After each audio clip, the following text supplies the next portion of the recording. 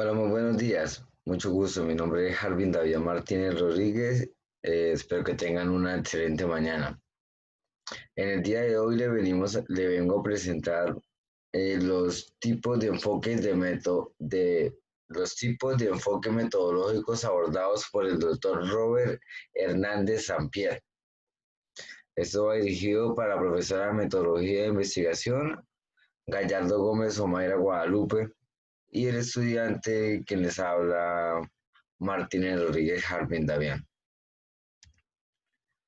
Bueno, primero que todo, Sampier fue la persona que diluyó todas esas corrientes, o sea, él fue el que como que anexó la mayoría de esas corrientes filosóficas que se encontraban en el momento, como el empirismo, el relativismo, eh, el, bueno, etcétera.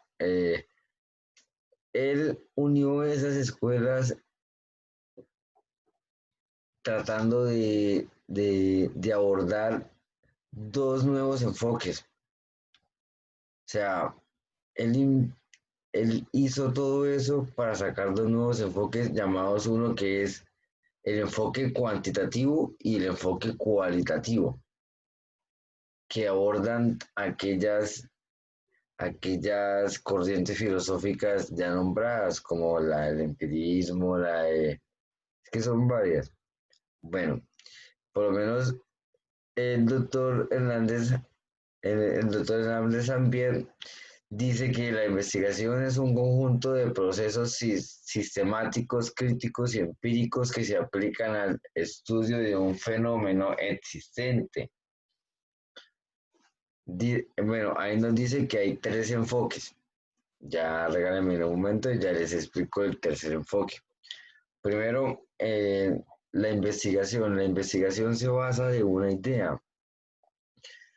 Cuando uno empieza a investigar, para usted investigar, usted debe tener una idea de qué desea investigar, de qué es lo que usted quiere obtener. O sea, cuál es la razón para usted investigar o para querer obtener esa información y darla a saber a las demás personas, hablando de investigación.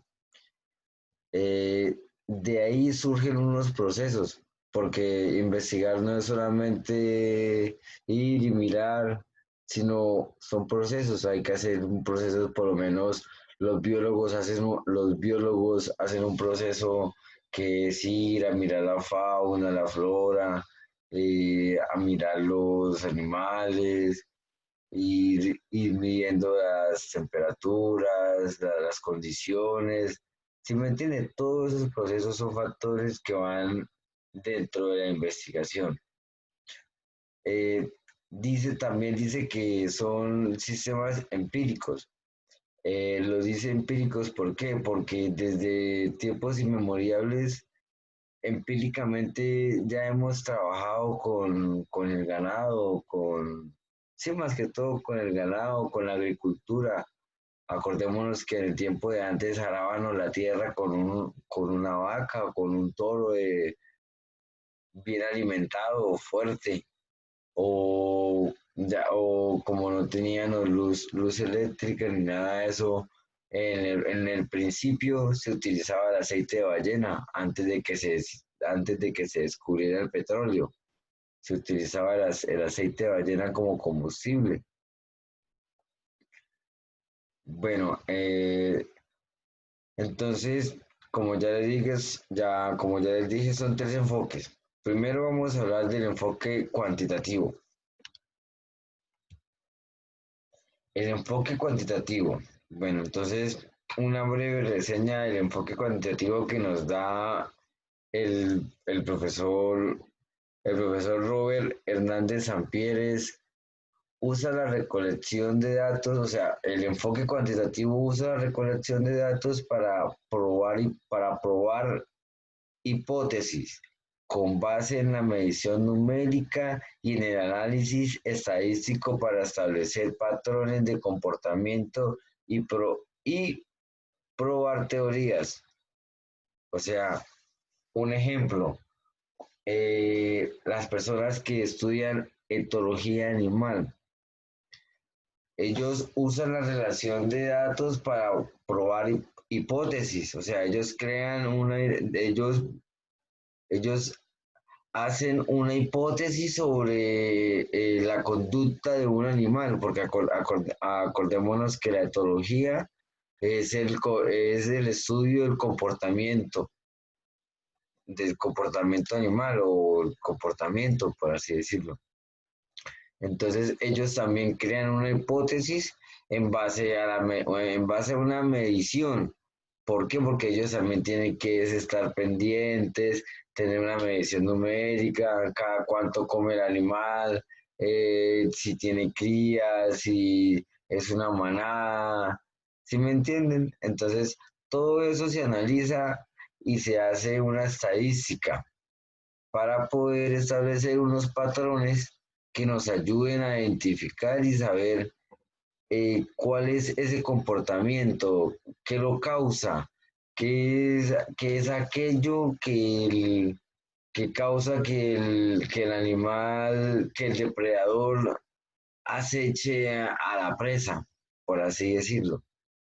Y como lo dice él, establecer patrones y comportamientos para comprobar teorías, que es lo importante. También nos habla de unas características del enfoque cuantitativo. Nos dice que es un conjunto de procesos secuencial y riguroso, o sea, es un conjunto de procesos que van de la mano uno de la otra, que son rigurosos, que son minuciosos, que pasan por todas las normas, que tienen que ser totalmente, por decirlo así, legales para poder ser utilizados. También nos dice que parte de una idea que una vez delimitada se deriva objetos y preguntas de investigación, lo que ya estábamos hablando. O sea, todo parte de la investigación parte de la idea de, por lo menos de yo quiero saber, por lo menos en mi ejemplo, a mí como zootecnista y yo quiero seguir estudiar varias carreras más, yo quiero ser etólogo en el comportamiento de grandes felinos. Entonces, mi idea, mi idea es eso, o sea, esa es la idea mía. Entonces, uno qué tiene que hacer, uno tiene que investigar, empezar a hacer, a empezar a pasar por un proceso. La investigación, ¿cuál es? Empezar a usted a saber qué es etología, cómo puede usted estudiar etología, cuál es la forma más fácil de llegar a la etología. Entonces, ustedes me dirán, no, es que usted va por un camino erróneo porque la etología tiene que ver con la veterinaria. Sí, pero si combinamos etología, veterinaria, zootecnia y biología, complementaríamos todo un ciclo de cosas que podemos hacer en con una sola persona. O sea, reduciendo personal, por así decirlo. Entonces, de eso se trata la investigación.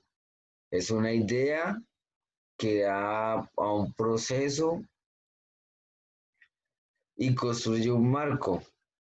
¿Por qué? Porque uno tiene que construir un marco de la perspectiva teórica, o sea, tiene que usted saber o sea, cuál es la teoría que hay por lo menos del animal, de cómo es su comportamiento, cómo es su, su docibilidad, si es un animal que puede convivir que puede llegar a ser domesticado.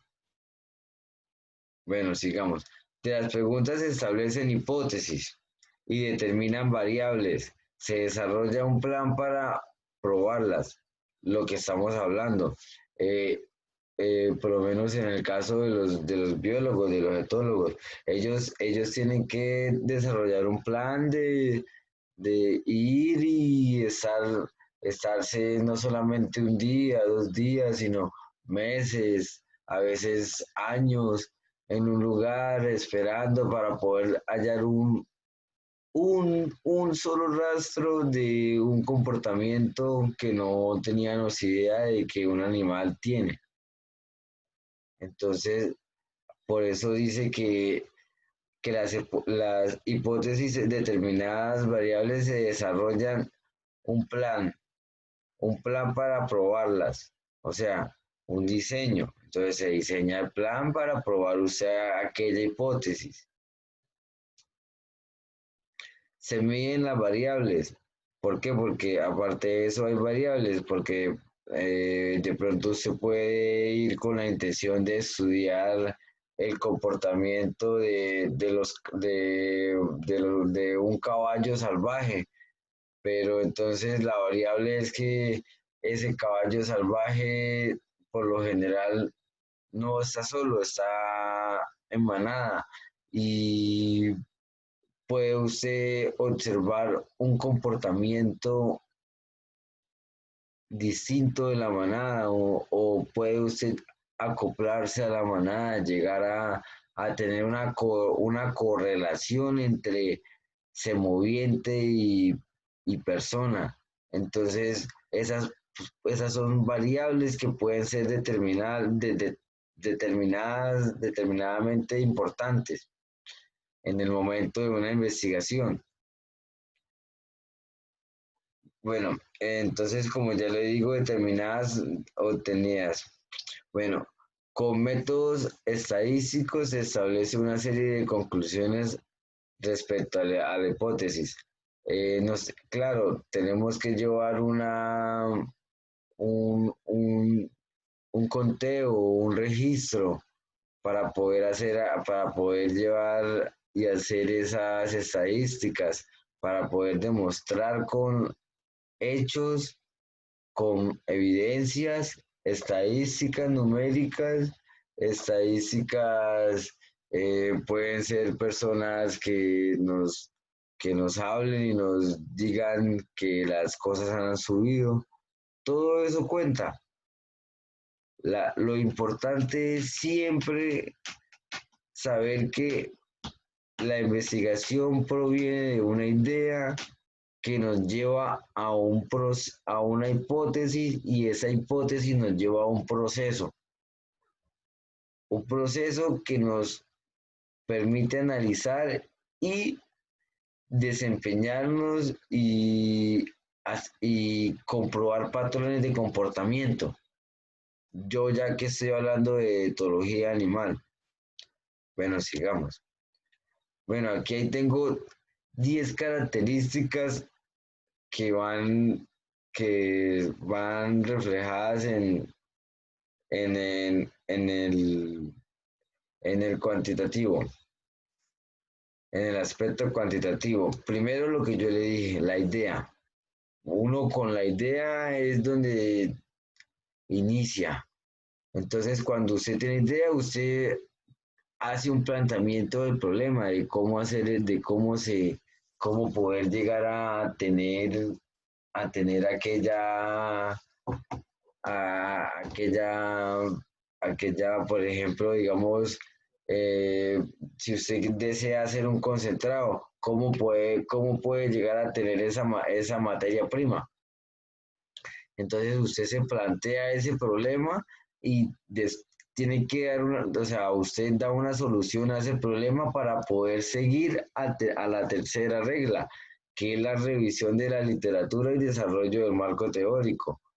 O sea, o sea, uno se confunde cuando dice la revisión de la literatura y desarrollo del marco teórico. Lo que pasa es esto, que uno tiene que tener una revisión de lo que usted está haciendo. tiene que leer y saber qué es lo que, qué es lo que usted está, qué es lo que usted está produciendo, porque usted no puede producir por producir.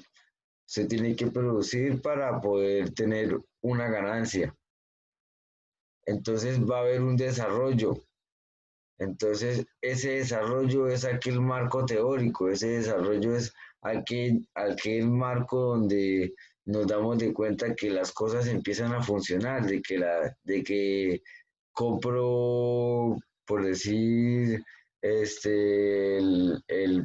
pasto de corte ya peletizado y lo que hago es utilizar melaza o ácido láctico para hacer la fermentación anaeróbica y así crear un ensilaje. ¿Sí me entienden? Entonces seguimos a la cuarta, a la habilitación del alcance del estudio.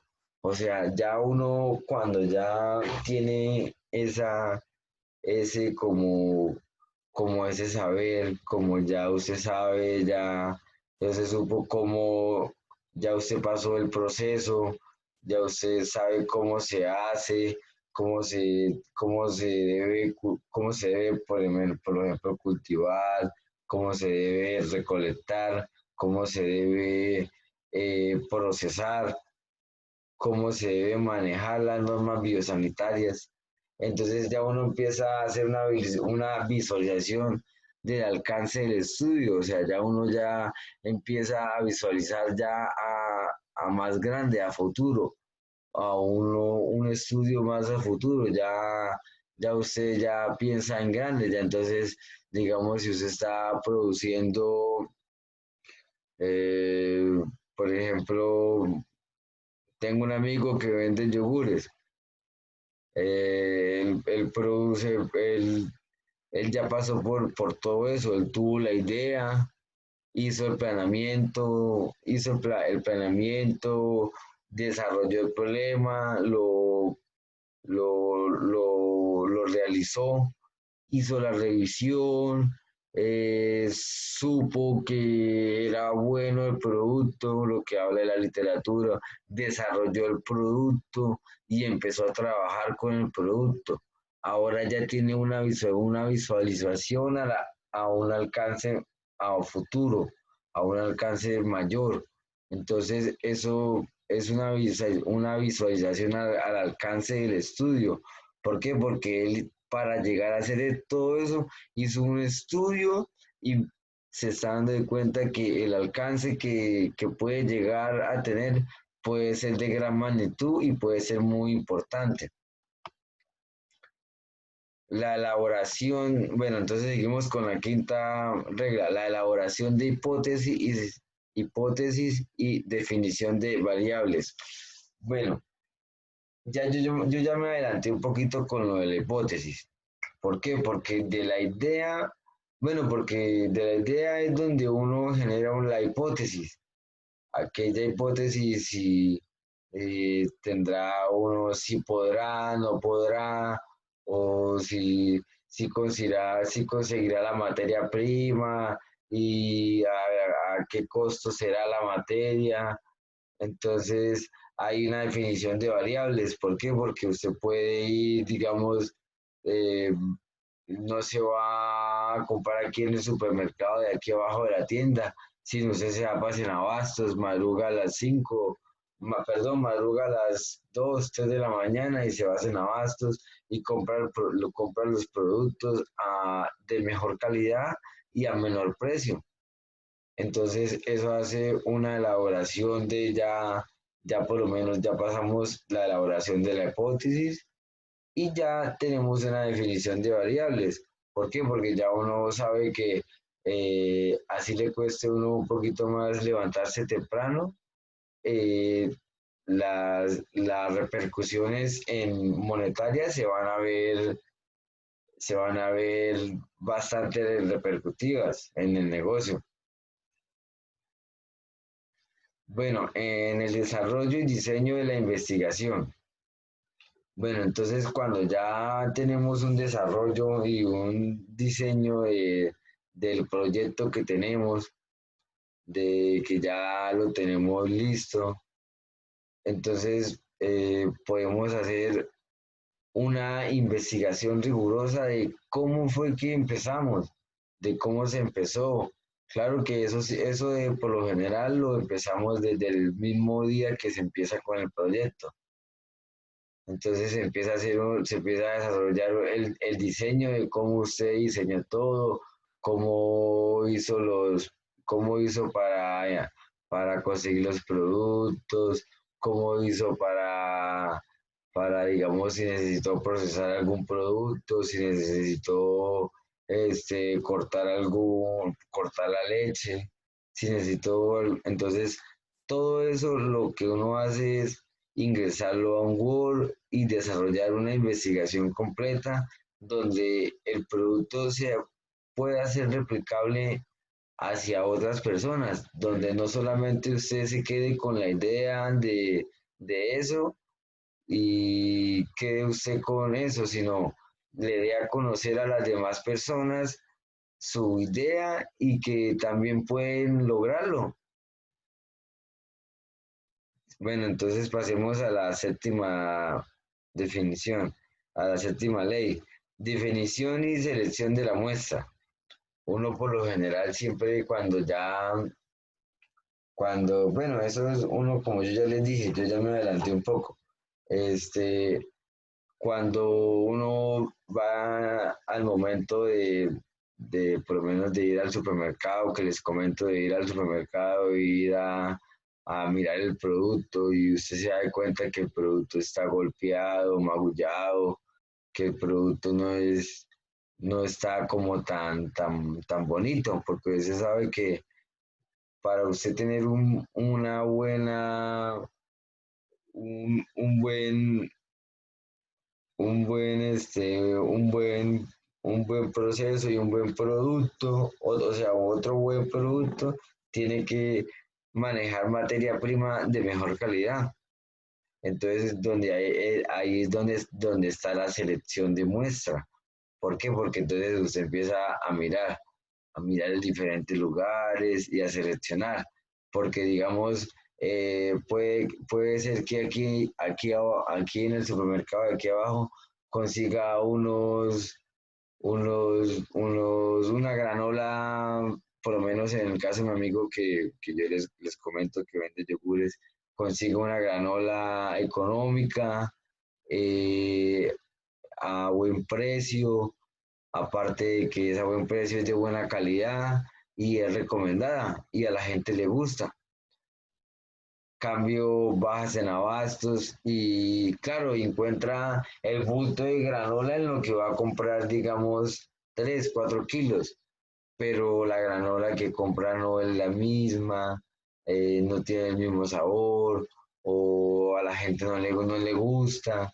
Entonces, ahí es donde va la selección de muestra, donde uno tiene que ir, ir seleccionando y acoplando todo para que el proceso vaya llevándose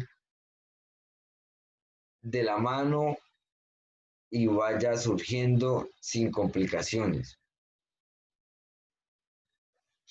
Eh, Aparte de eso, después de que ya llevamos, ya que como yo les digo, ya me adelanté y se lo he dicho varias veces, ya que ya la persona, digamos, ya tiene el punto, ya vende, ya le vende a más de 20 30 personas que empezamos a hacer una recolección de datos. ¿Para qué?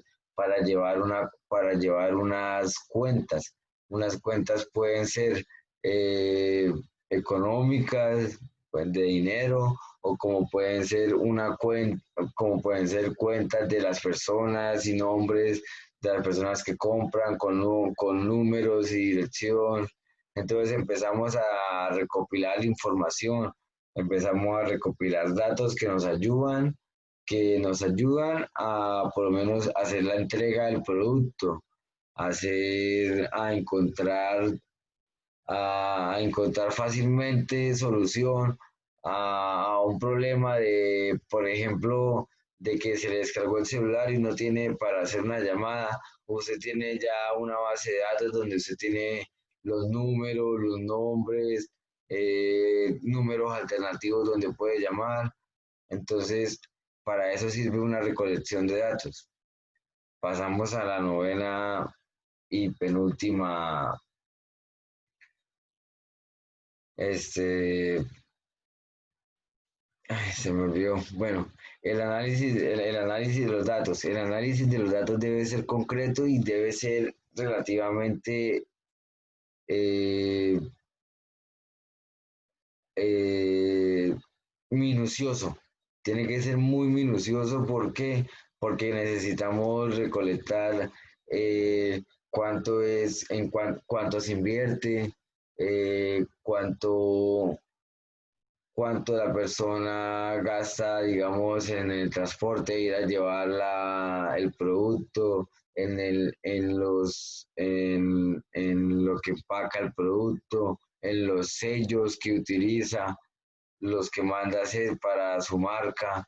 Entonces uno tiene que hacer un análisis detallado de todos esos datos para sacar un valor promedio en cuánto sale el producto y de cuánto es la ganancia que se genera por venta por unidad o venta por mayor. Entonces, esa es la importancia del análisis de los datos, rigurosamente, ¿no? Seguimos a la décima, la elaboración del reporte y los resultados.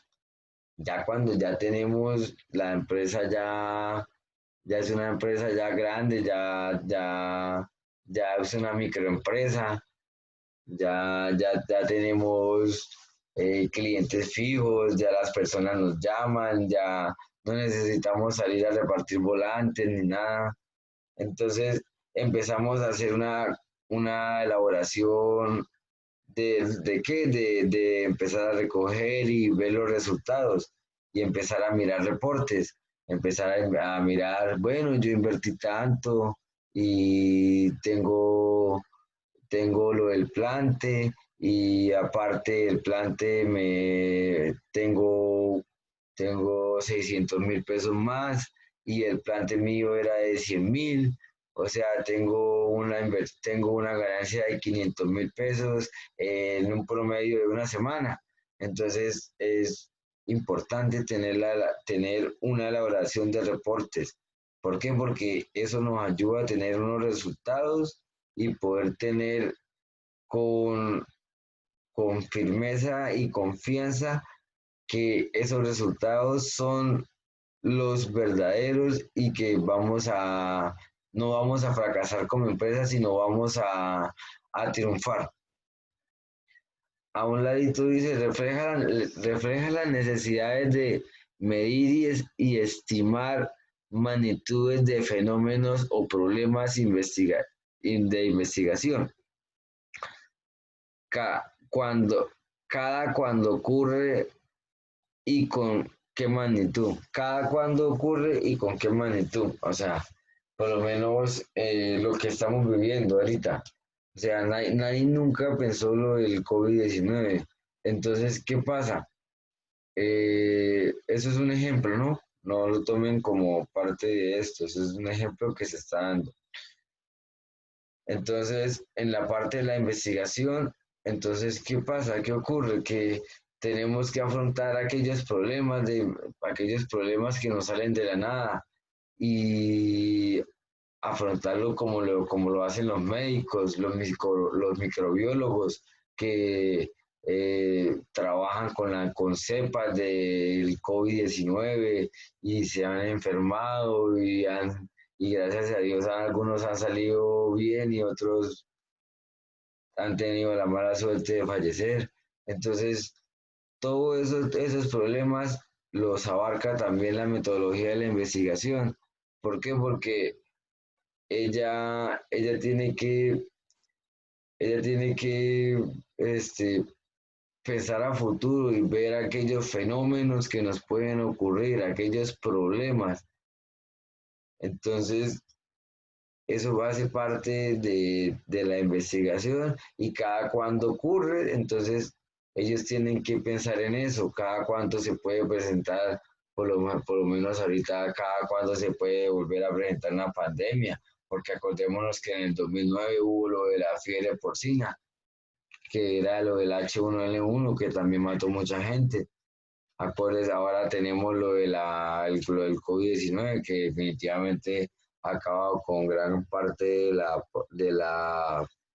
de la tasa de población mundial. No mucho, pero sí ha marcado un poco la diferencia. Entonces, ellos tienen que tener como, como una magnitud de todo eso. Tienen que saber y tener en cuenta todos los aspectos y factores que se pueden dar en aquellos problemas que se nos pueden presentar. Entonces dice que el enfoque cualitativo utiliza la recolección de datos sin medición numérica. Entonces ya no hay una tasa de estadísticas, sino ya la persona lleva un conteo, por lo menos ya él sabe qué es lo que vende, qué es lo que, cuáles son sus cuentas, ya no, él no hace un sistema de un sistema estadístico y un sistema de donde recopilemos información. Entonces, ¿qué hacer? Entonces, para descubrir o afinar preguntas de investigación en el proceso de la interpretación, se le conoce también como naturalistas,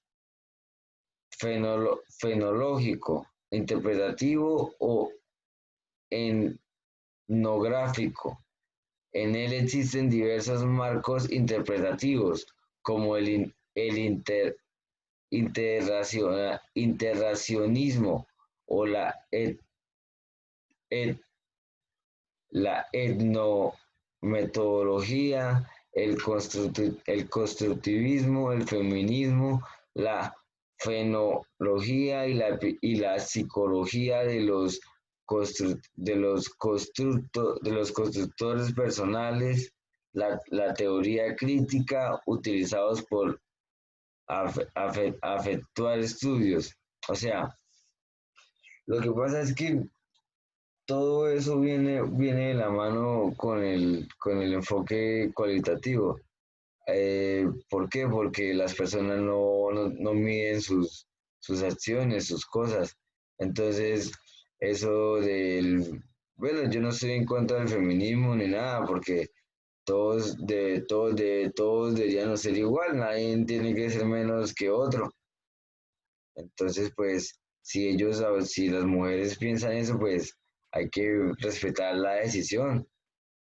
La psicología de los constructores personales o la teoría crítica utilizada para efectuar estudios. La teoría crítica, pues, es cuando por lo menos llegamos a donde un médico veterinario y le pedimos un consejo o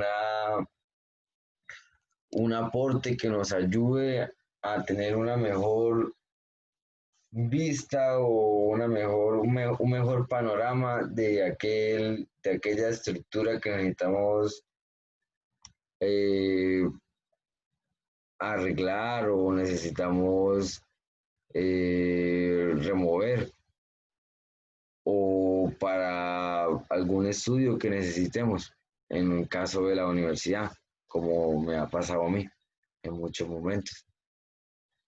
Bueno, entonces aquí ya hablamos de un proceso cualitativo que es circular, que no sigue secuencias rigurosas, lo que yo les hablé. Primero, todo empieza por una idea. A mi parecer, todo empieza por idea. Sí, usted lee un libro, una literatura existente y un marco de referencia. Digamos, usted lee un libro y dice, no, la producción de cerdos está produciendo dinero, entonces vamos a ponernos a producir cerdos. Pero entonces, ¿qué pasa?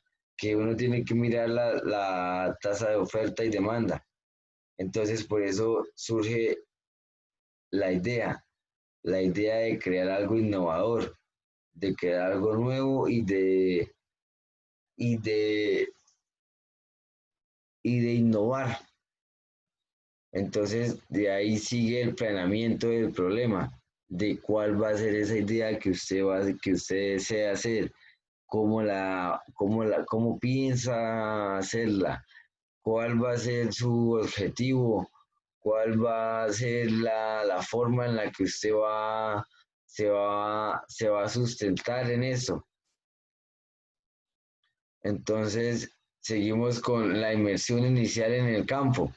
Entonces, ya cuando ya compramos, ya tenemos el planeamiento del problema, ya digamos, ya sabemos qué es lo que vamos a hacer. Entonces, por ejemplo, ahorita que yo les estaba hablando del concentrado, ya digamos, yo tengo una idea de algo que se llama chachafruto, que nos lo inculcó el profesor Páez, y me gustaría tenerlo como proyecto de grado, que sería crear un concentrado a base de chachafruto.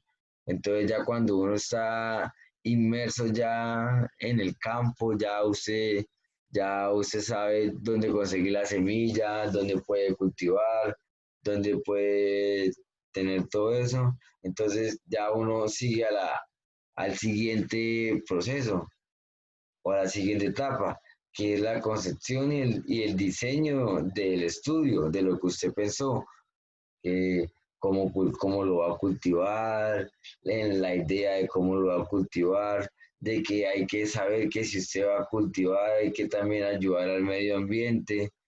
Eh, sí, cultivar un árbol o cultivar 100 árboles ayudan al medio ambiente, claro que sí, pero también hay que mirar las fuentes hídricas, de que no estemos contaminando fuentes hídricas, de que no estemos dañando o, o, este, o haciendo una mala compactación de suelos. Entonces, seguimos al otro proceso, que es la definición de la muestra inicial del estudio y el caso y el acceso a esta.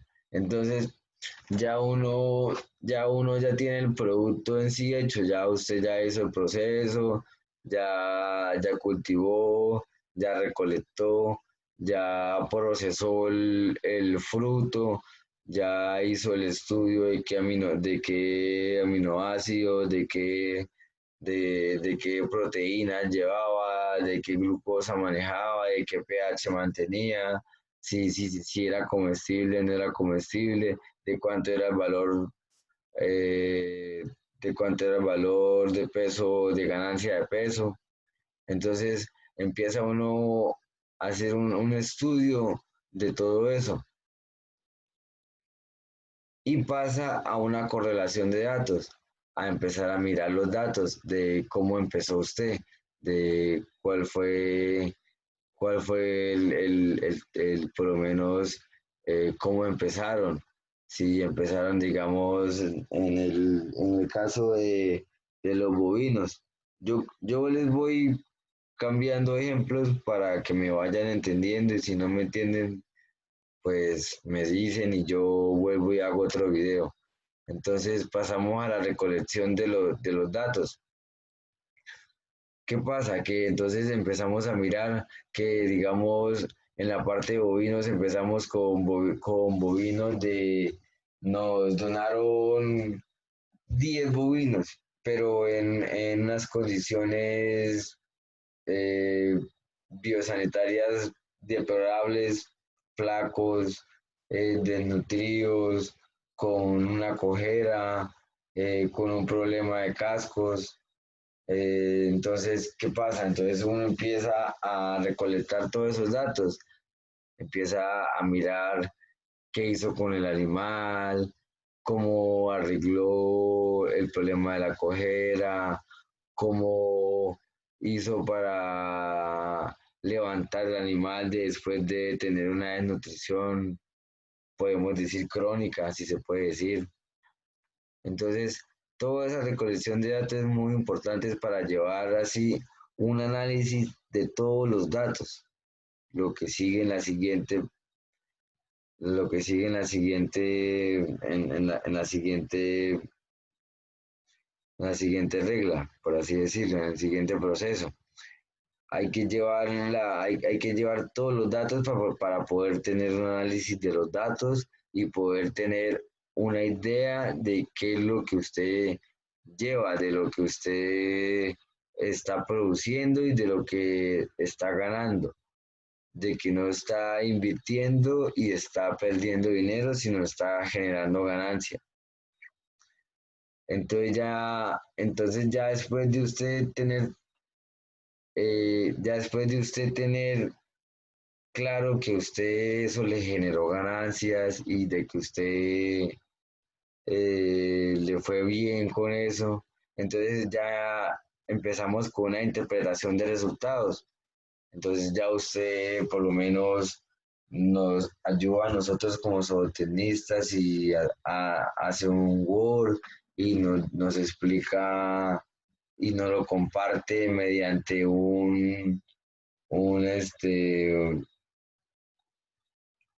un formato, un artículo científico de la interpretación de los resultados, de cómo usted hizo para sacar a un caballo de que por lo general pese 80 kilos, 100 kilos, ciento y algo, y lo tenían en un peso aproximado de 20 kilos, 30 kilos, que estaba al borde de la muerte.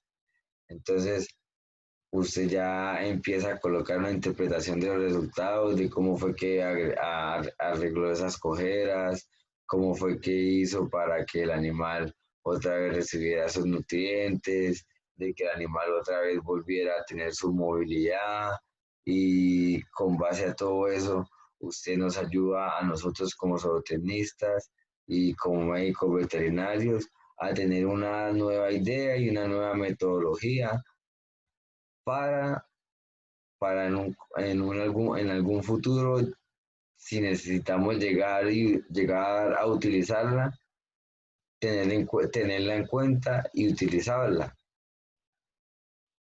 Ahora seguimos a la elaboración de los resultados, que es lo que estamos hablando. Ya usted ya con los resultados listos de todo lo que se procesó, de todas las ganancias hechas, de todo lo que usted invirtió, de todo lo que usted ganó, del tiempo, de la mano de obra que utilizó. Ya después de usted de tener el reporte de todos los resultados, de todo, usted ahí es donde usted mismo se da cuenta si generó ganancia o si generó pérdidas, si, si de verdad el proyecto que usted está manejando le fue útil o fue un fracaso. Pero por lo general nosotros siempre vamos a tratar de no fracasar, de siempre triunfar, de no solamente ver una sola cosa, sino ver más allá, como ahorita lo estábamos diciendo en una guía atrás,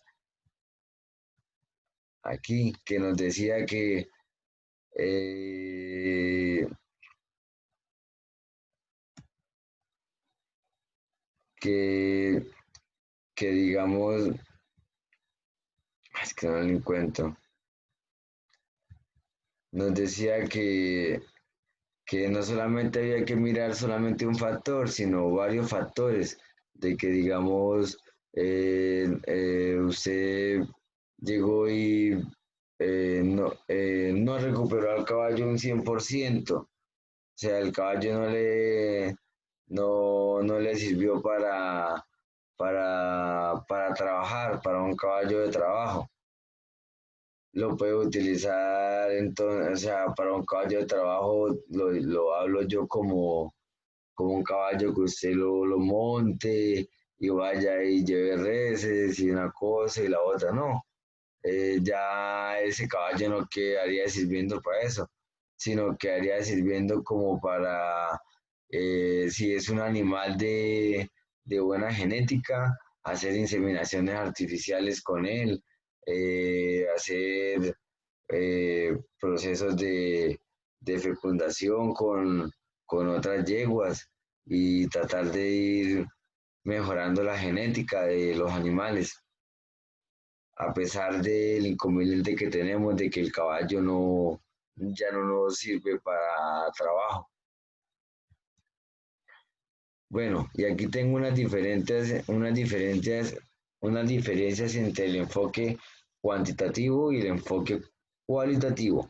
Entonces empecemos por el enfoque cuantitativo, que es el planteamiento de limitados desde el inicio de un estudio. O sea, uno siempre tiene, desde el inicio del estudio, uno tiene que plantearse qué es lo que usted desea y delimitarse a saber hasta qué punto usted puede llegar, hasta qué punto usted puede lograr ese proyecto. Después de tener esa idea, sigue la hipótesis que se establece previamente. Entonces, la hipótesis es aquella que nos deja con aquella intriga de cómo vamos a poder eh, producir aquel producto, o vamos a mejorar aquel material genético para sacar mejores productores. Entonces, ¿qué hacemos? Vamos a la investigación, a una investigación objetiva. O sea, empezamos a investigar qué podemos hacer con aquellos animales defectuosos que son de buena genética y podemos sacar un buen proceso de ellos. Entonces, no es que, ay, el animal es un caballo puro, pero tiene una cojera y la cojera es incurable, entonces es mejor que matar al animal y ya. No, utilicémoslo para inseminaciones artificiales, para la monta, mantengámoslo ahí mientras envejece un poco más. eh, si no le quiere tratar la cojera, pues no se la trate, pero pues trate de sacarle provecho y beneficio a lo que más podamos, para tratar de también de ayudar al medio ambiente y ayudarnos a nosotros mismos a tener una economía circular. En el enfoque cuantitativo dice que los estudios siguen un patrón predecible, estructurado, el proceso. Sí, algunos este, tienen unos patrones predecibles que ya sabemos que son iguales, que son los mismos parámetros, pero cambian en diferentes cosas. Por lo menos, digamos, usted puede sembrar el maíz y puede sembrar la caña forrajera, pero entonces son diferentes parámetros, son diferentes procesos. Usted no puede sembrar el maíz en el mismo lugar donde va a sembrar la caña forrajera, porque no se da. Entonces, eso es un ejemplo. Sigue la meta principal es la construcción y demostración de teorías.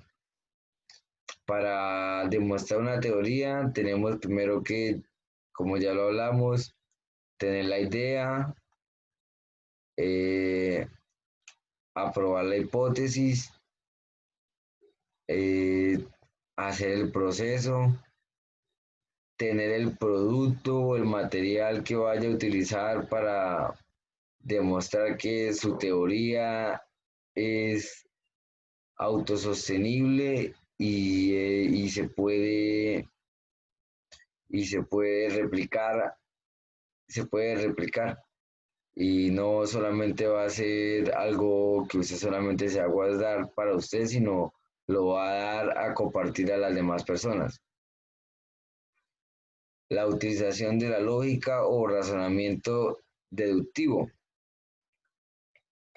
Por lo menos ahorita hoy en día ya las personas ya están adquiriendo aquel razonamiento y lógica de los sistemas ciclopastoriles, de que hay que cuidar el medio ambiente, de que ya no podemos generar tantos desechos, tantos desperdicios. Entonces, ahorita el planeta va a empezar en una nueva fase que se llama economía circular, que se llama economía circular. En esa fase, la economía circular se trata de que todo desecho que tengamos hay que volverlo a reutilizar.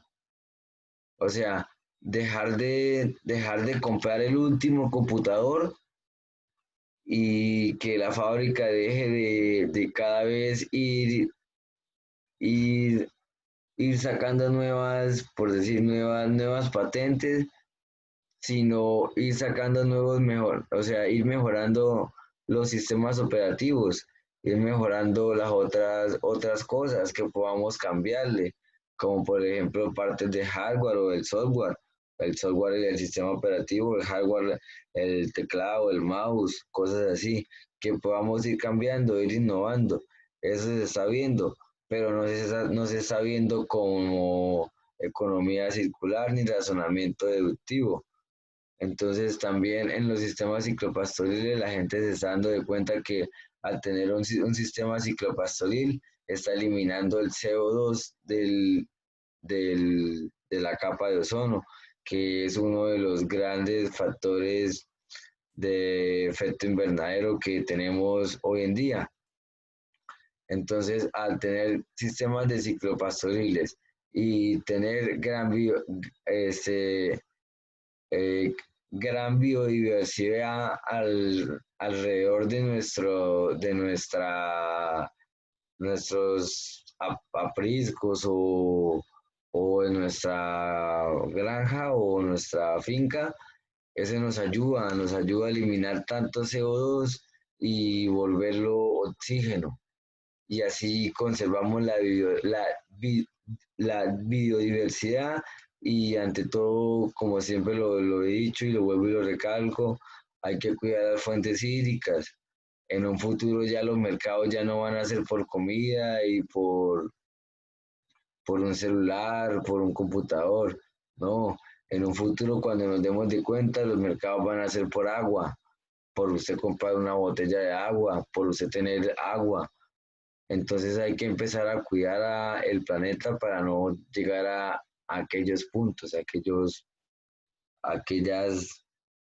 cosas tan crueles que se pueden llegar a vivir en esos momentos.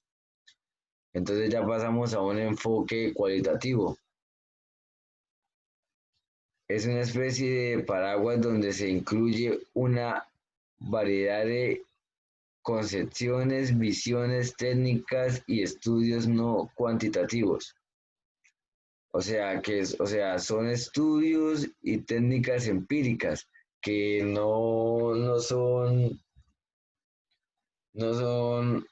acreditados. Ellos ya son gente que lleva toda la vida haciendo eso, por lo menos los agricultores que ya llevan toda la vida, que hay generaciones de generaciones que son agricultores y de toda la vida se van pasando secretos de cómo cultivar, de cómo cosechar mejor, de cómo tener un mejor producto.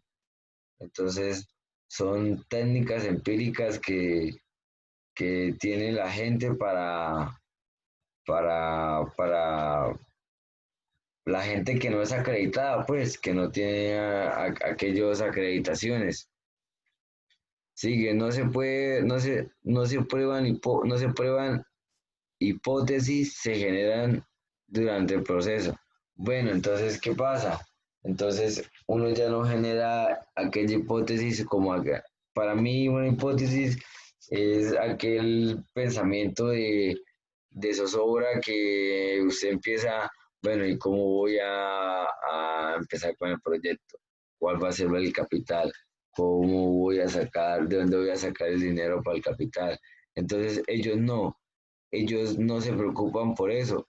Ellos la hipótesis la dejan a un lado y empiezan a generar un proceso sin importarles y sin tomar un breve break, como dicen por ahí, descanso y leer y estudiar el tema que desean producir. Entonces, por eso es muy importante la hipótesis, para poder uno tener un estudio y poder saber qué se puede producir y cómo lo podemos producir de la mejor manera. La otra dice no pretende generalizar los resultados o no pretende generalizar los resultados a poblaciones más amplias. O sea que ya ellos se guardan el conocimiento, lo que ha pasado en muchas familias, en muchos agricultores, lo digo yo porque así debe ser. Hay muchos agricultores que de pronto ya toda la vida han cultivado, por ejemplo, papa y los papás de los papás de los papás de ellos le han enseñado cómo se cultiva y de cuál es la mejor manera y la cultivan y la cosechan en menos tiempo con, con procesos que ellos ya saben, pero no se los dan a conocer a las demás personas para que tengan un amplio conocimiento sobre el tema, sino se guardan aquellos resultados para ellos y no los comparten. Sigue, no se efectúa una medición numérica, o sea, no hacen un promedio de estadísticas de qué es lo que se invirtió, de cuánto se lleva producido, de cuánta es la ganancia, de cuánto es lo que llevamos en el mercado. No llevan, o sea, no tienen una medición de nada, todo lo hacen al conteo o al tanteo, por así decirlo. Seguimos con el investigador comienza examinando el mundo social y en ese proceso desarrolla una teoría consistente con la que observa qué ocurre. ¿Qué pasa? En eso sí lo tengo un poco más claro. Mire, por lo menos, eh, por un ejemplo, estamos viviendo en una finca. Todos vivimos en fincas productoras.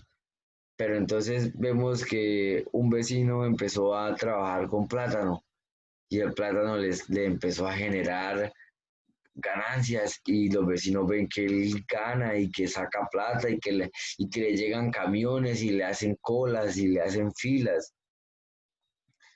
Entonces, ¿qué pasa? Entonces,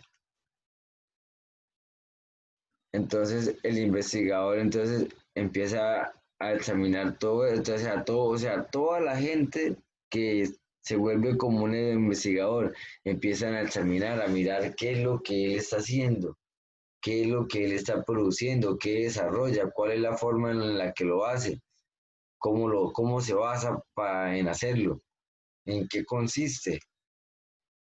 Entonces, ¿qué pasa? Ellos quieren como adelantársele a la pelotica a lo que ellos ya vieron que él se le adelantó.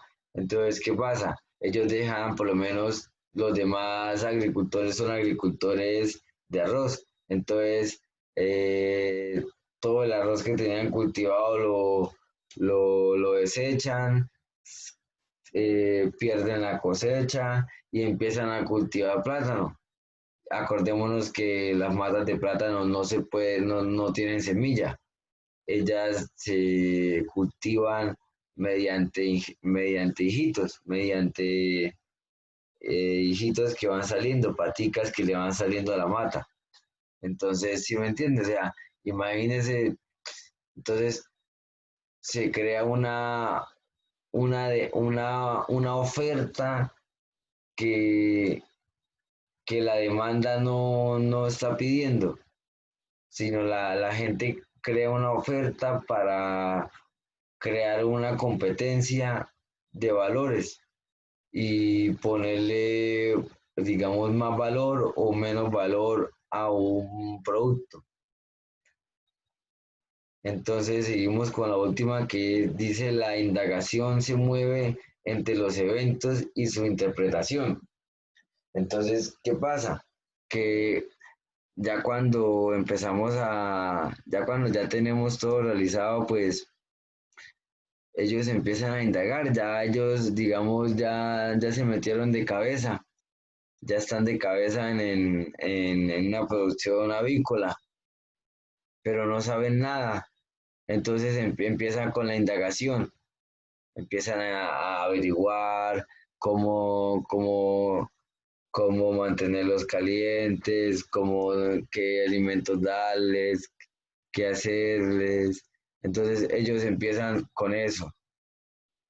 Entonces, al tener esa indagación, ellos van a tener un estudio, van a hacer un estudio y van a empezar a hacer unos procesos para tener una interpretación de cómo se dio esa indagación, de si sí sirvió esas características o esa información que decidió buscar para ayudarse o mantenerse en pie.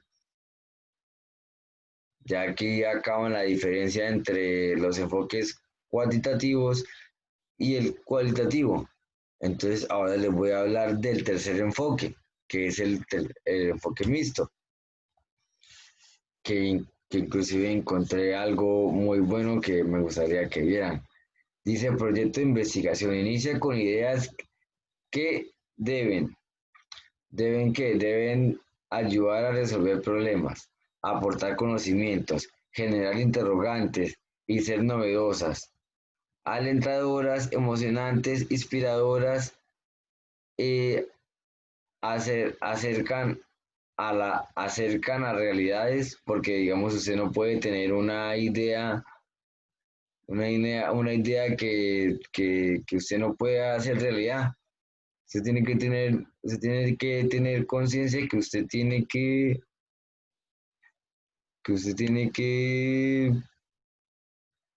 cuáles son sus límites, de qué es lo que puede hacer y qué no puede hacer. Bueno, entonces nos habla acá de un enfoque en el enfoque cuantitativo, que son objetivas, que son las que se dan cuando ya digamos necesitamos los monocultivos, ya es algo es objetivo, un monocultivo es algo objetivo. ¿Por qué? Porque son son grandes hectáreas de un solo producto que solamente generan. Entonces, un monocultivo es un ejemplo de adjetividades. Y de subadjetividades puede ser una biodiversidad de, de, de frutas, de hortalizas, en el enfoque cualitativo, claro, ¿no? Porque en el cuantitativo están las adjetividades que ya se las dije. Y las subjetividades son las que se ven a diario, las que yo le estoy diciendo, son las que se pueden tener una biodiversidad y podemos tener un aporte mayor al ecosistema y así podemos tener un mejor, un, un mejor planeamiento y un mejor enfoque en nuestro proyecto. Y están las intersubjetivas, que son ya es cuando relacionamos las dos, los monocultivos y o sea, la biodiversidad. Entonces, es cuando ya juntamos las dos. Entonces, ya, ¿qué vamos a hacer? Ya entonces creamos eh, 5 hectáreas para un monocultivo de banano, 5 hectáreas para un monocultivo de hortalizas, 5 hectáreas para un monocultivo de un banco de proteínas, 5 hectáreas para un monocultivo o no, para, para un, para corrales, para pastoreo. Entonces, todo eso tiene que ver. Bueno, yo me baso más en la parte de zootecnia, ya que yo soy zootecnista y me puedo defender más por ese lado. Y listo, muchachos, esto sería todo por el día de hoy. Les agradezco mucho por su tiempo y muchísimas gracias. Que tengan buena tarde.